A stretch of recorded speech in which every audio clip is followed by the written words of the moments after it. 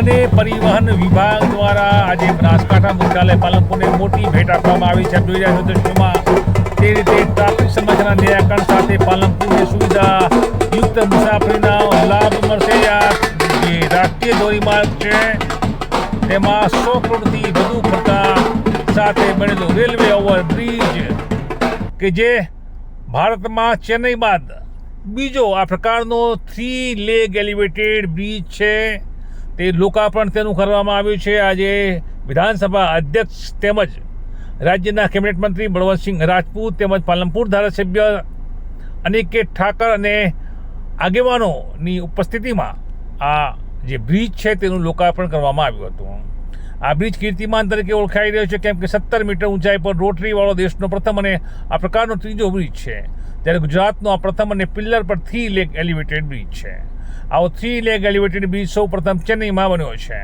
આ બ્રિજની વિશેષતા એ છે કે બ્રિજમાં 16,000 મેટ્રિક ટન સિમેન્ટ વપરાયો છે તેમજ 3600 મેટ્રિક ટન લોખંડ પણ વપરાયું છે. પાલનપુરને અબરોડ તરફ 100 મીટરની જે લંબાઈનો લેગ બનાવવામાં આવ્યો છે, જ્યારે પાલનપુરને અબરોડ તરફ 2 લાઇન અને અંબાજી તરફ 4 લાઇન લેગ બનાવવામાં આવ્યા છે.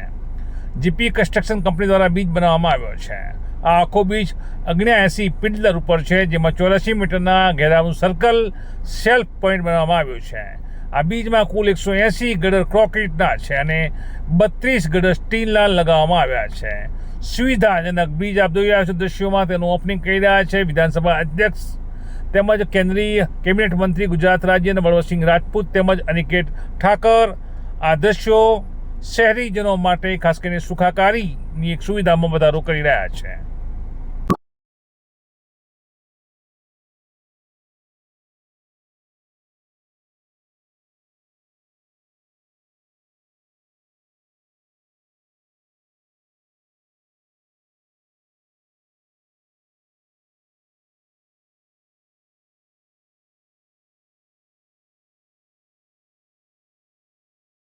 ઉદ્યોગ મંત્રી શ્રી બળવંતસિંહભાઈએ આપી છે.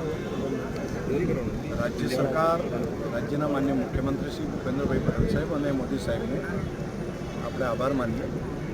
કેન્દ્ર સરકારે પણ પૈસા આટલા ફાળવીને આપ્યા અને એક નવી ડિઝાઇન બનાવીને 70 મીટર કરતાં ઊંચી હાઈટ ઉપરનો એક પુલ બનાવ્યો. અને પુલના કારણે ત્રણેય સમસ્યાઓ, ખાસ કરીને અંબાજી બાજુ જતા પ્રવાસીઓ હોય, રાજસ્થાન બાજુ જતા પ્રવાસીઓ હોય, ત્યાં બાજુ મહેસાણા બાજુથી ગાંધીનગર જતા પ્રવાસીઓ બધાને સરળતા રહે એ પ્રમાણની એક વ્યવસ્થા, અને સાથે સાથે રેલવે ઓવરબ્રિજની સમસ્યાનો પણ ઉકેલાની અંદર કરવામાં આવે છે. દર અડધા કલાકે ટ્રાફિક બંધ થઈ જતો રેલવેના ફાટક પડવાને કારણે તેનો પણ ઉકેલ થશે. અને એક નવી ટેકનોલોજી સાથેનો આ બ્રિજ બનાવવા માટે રાજ્ય સરકારને અને કેન્દ્ર સરકારનો હૃદયપૂર્વક આભાર માનીએ. પાલનપુરની સાથે સાથે અહીંથી પસાર થતા તમામ લોકોને એક આશીર્વાદરૂપ સાબિત થશે. ટ્રાફિકની સમસ્યાને કારણે પેટ્રોલ ડીઝલ તો બચશે જ, પરંતુ લોકોનો સમય પણ બચશે. ઘણી વખત એમ્બ્યુલન્સની અંદર જ્યારે કોઈ દર્દીને લઈને જતા હોય ત્યારે એને તકલીફ પડતી, તેનો પણ ઉકેલ આવશે. એટલે માનવ જીવન બચાવવાનું પણ કામ આના કારણે